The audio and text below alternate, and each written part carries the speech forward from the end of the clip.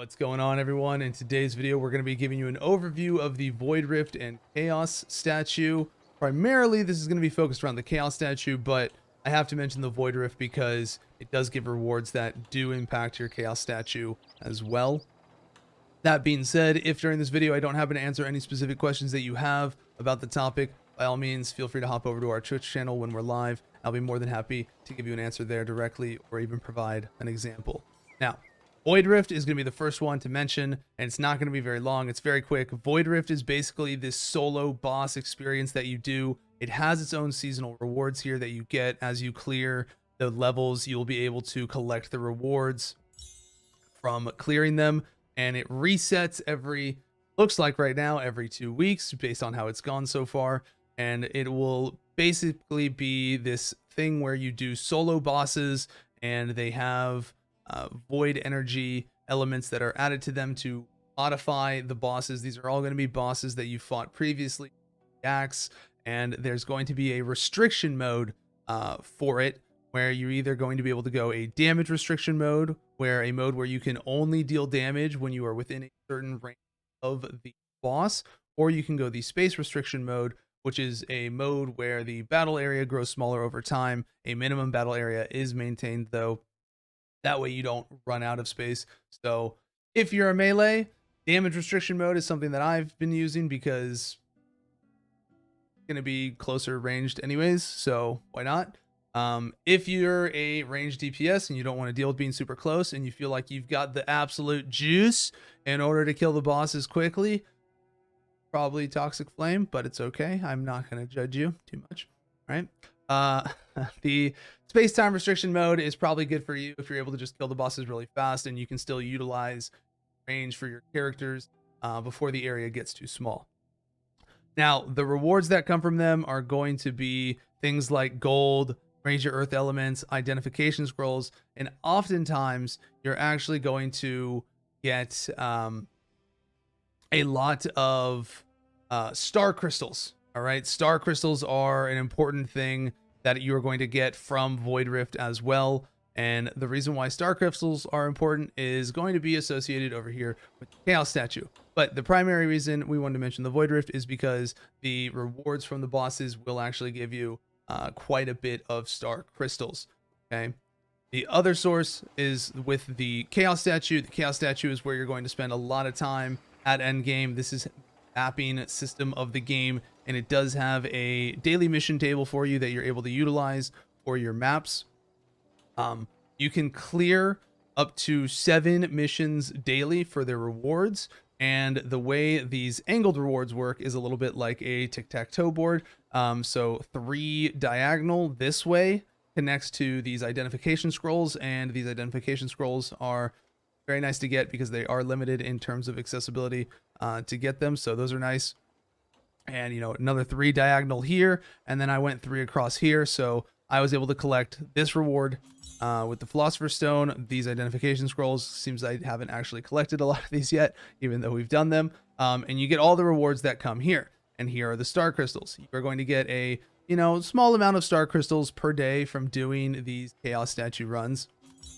Another one, guild token. But you're going to be able to get a bunch of star crystals from Void Rifts clears as well. Now, your daily mission table, you are able to change the rewards that can show up, but I've already claimed all my rewards, so I can't refresh them. But if you use the refresh button here for 5,000 gold, it would wipe the rewards that you have there that would still be available, not ones that you've already claimed. You would not be able to change those. But it would refresh the rewards that are currently available and change them. Same thing with the daily missions. You could spend 5,000 gold and change the daily missions, but we've already completed our 7 daily missions for the day. But some of you, I'm sure, have gotten, you know, a daily mission here for doing a unique map, right? Unique maps are rare. They're very rare. They're not super common. You may not be able to complete that mission that day. You can refresh your missions and change which ones are there, or the ones that you have not completed yet, so long as you haven't completed 7. All right. So that is going to be the primary thing with the mission table. If you do the check own cards, it'll show you which maps are available for them. The missions themselves are associated to specific maps based on the gods that are here listed: Nemra, Straw, Caspul, Tipan, Hera, Unos, so on. All right. Now, the star crystals are important because it comes to this compendium page here. Right? Your Chaos Compendium is just a log that has all of the different map types. So you have Boreal maps or Unos maps. All right, and there's 5 types for each of those right here: rock, gem, gold, steel, hammer. You'll notice them on the chaos cards. When you click them, it'll tell you which type they are. But these have levels to them, and as you level them up, you unlock other effects. Ideally, you want to first and foremost unlock 1 level of each category. All right, not 1 level. Don't do what I did here, which was 1 level. I did 1 level in rock, 1 level in gem, 1 level in gold, 1 level in steel. That gives me a total. It is an accumulation level base for the category. When you do this, I have a level 4 Boreal, but you only need level 1 in order to activate the first effect here, which is 5% rune growth material drop chance increase. All right, so you're gonna go to grow, and it costs star crystals. All right, so here's where the star crystals are coming into play. It costs 150 star crystals for the first level, along with 15,000 gold. You're gonna use that. Great, bang. Level 1 is active for the effect here, and it opens up the option slots right as well. And on the option slots for each map, you are able to add an additional drop chance or Puru encounter to your map run, right? And it's going to be 0.5% every time, and you can add 2 for it here. So this will give you a total 1% increase. Every percent counts as you do it. In order to set one that is listed here, it will cost the 10 star crystals to set it. So keep that in mind when tracking your star crystals and how you're using them. But you know, it says level 1 is the first effect, level 75 is the next effect, right? Again, the level is based on an accumulative total across all the maps that you unlock for their tiers here. So first focus on unlocking 1 level for each category. So just picking one of these, leveling it up to the 1 grow, and getting that first level unlock going for yourself so that you can get that 5% rune growth for every map that you're running on. All right, that's the first thing with the compendium. Now, the chaos statue and the dungeon itself, this is the big thing. All right, there's a little bit here to process. All right, the first thing I want to note for you about the chaos statue is when you open up this page, you are going to click on this treasure chest. All right, this chest is going to show you the rewards and what becomes available, as well as the reward effects based on the level of your statue and what your card limit is. All right, your card limits are tier based. All right, so until all the way up through level 1, the only thing you can use is tier 1. Once you get to level 2 and 3 statue, you are only, the highest tier card that you can register is a tier 2 card. All right, and it goes like that every 2 levels for it as well. 4 and 5, access to tier 3 is your new max. 6 and 7 statue level, tier 4 is your new max. But as you increase your level, there's a new level reward effect as well. 10% kill XP, 1% item chance, 1 monster level added. All right, now you can adjust the tier or the statue level as you see fit. All right, so keep in mind, if you run a tier 1 map, you can do that at statue level 11, and that's going to do all of these level reward effects. So even though it's a tier 1 map, your statue level is 11, and you can do, it'll have, +3 monster level for all of these, plus 30% kill XP, and the increased item drop chance. Now, you're not going to want to run tier 1 maps at monster level 11. That's going to be way too easy, and the rewards obviously won't be as good. Why do I say that? Because there's also a drop limit removal here. All right. Over here is the drop limit removal, and it'll show you that as you get to these different levels of statues and the tier cards that you have available, it is going to unlock more rewards that become available to you. And as you can see, it also lists the charms, right? So at level 8 statue and tier 5 cards, you gain the ability to get tier 5 charms, and you unlock the slot to be able to equip the mercy charms. And it also unlocks God Resonant Stones, Akia, which is a legendary crafting material that drops. All right. Now, that is important to know to understand when stuff unlocks, because beginning at level 14 statue and tier 8 cards, that is when you begin to have tier 29 begin to drop.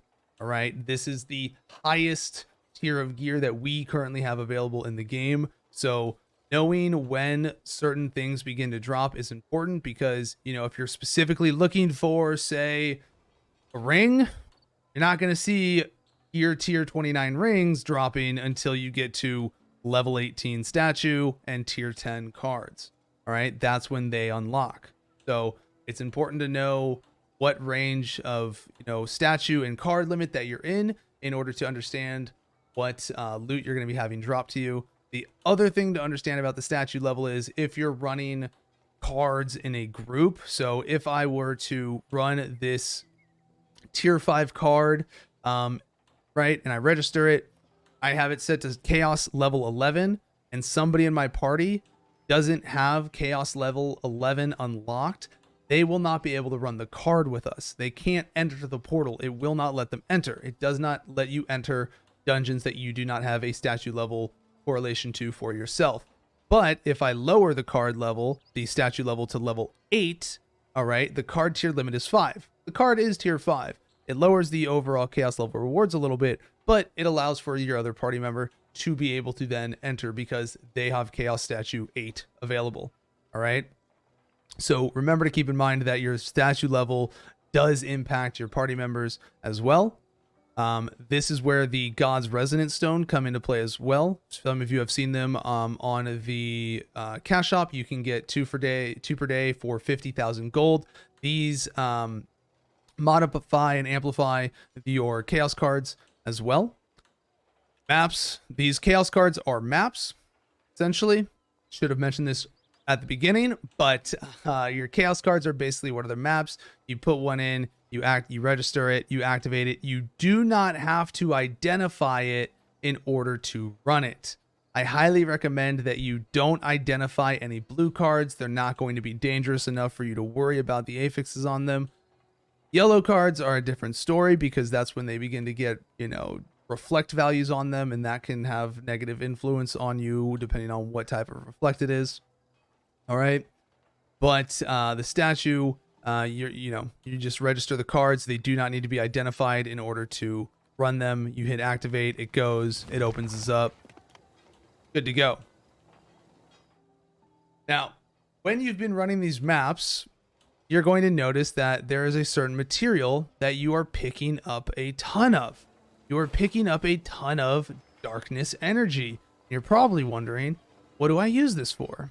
Well, darkness energy is something that you begin to be able to use once you get to statue level 10, all right? Once you get to chaos statue level 10, you become able to open this tab up here at the top. It's in the top left next to this. It's going to be chained until you hit level 10, and it gives you the ability to add levels to your rare chaos cards. They must be rare quality and they must be identified. And once you've done that, you can register it and you can add levels to the card to increase the difficulty and the rewards from it.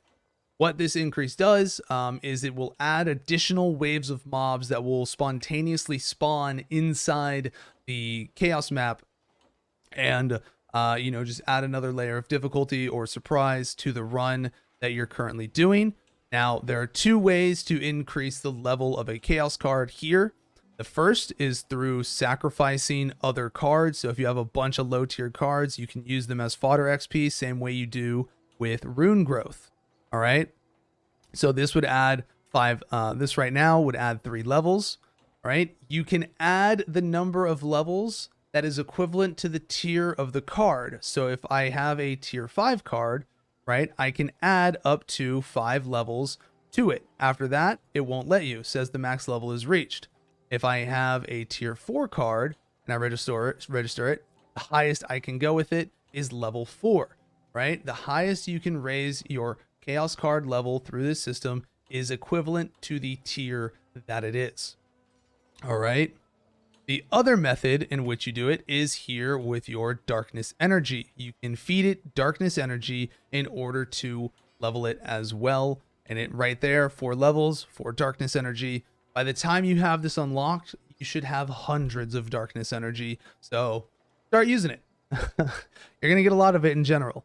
So that's how those work. And it's very nice to be able to do that with the cards. If you don't want to save cards to use them as fodder, no, chaos cards are going to be the other thing that are going to take up a lot of inventory space initially. Again, you can go here and you can go to the access storage. If you have the chaos card tab, you're able to just store all your maps in here, and they categorize themselves based on which gods they're associated to. And, you know, you can use them from the chaos statue as well without having to have them in your inventory. They're just there and available, just like the essence material tab. If you do not have a map tab, there is a very good way of managing your maps, and it's again the alchemy desk. The alchemy desk actually offers 2 methods of synthesis for chaos cards.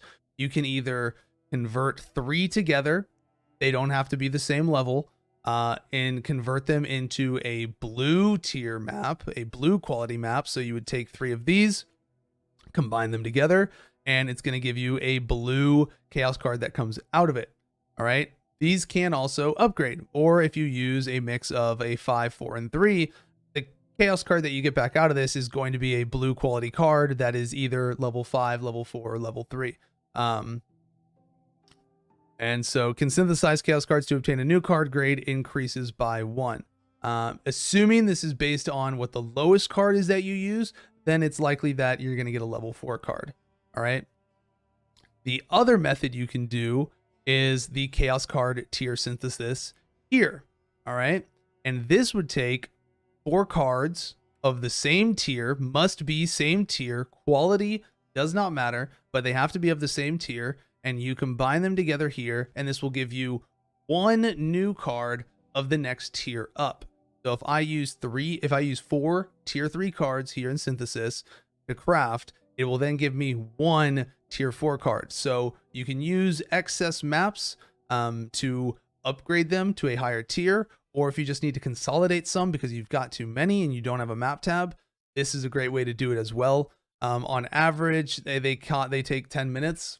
That's not bad whatsoever, right? Yeah, that's pretty quick. It's like a link rune craft. So it's a pretty nice, efficient way to be able to manage your maps on your own. I actually don't have a ton of maps right now myself. I only have like 11 maps total, 11, 15 maps total.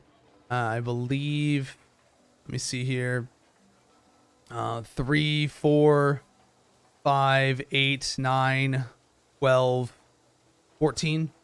Right, so we've got 14 maps. We just used 4 over there in a combination, so not a lot of maps ourselves at the moment, but they will add up to your inventory limit along with charms and everything else.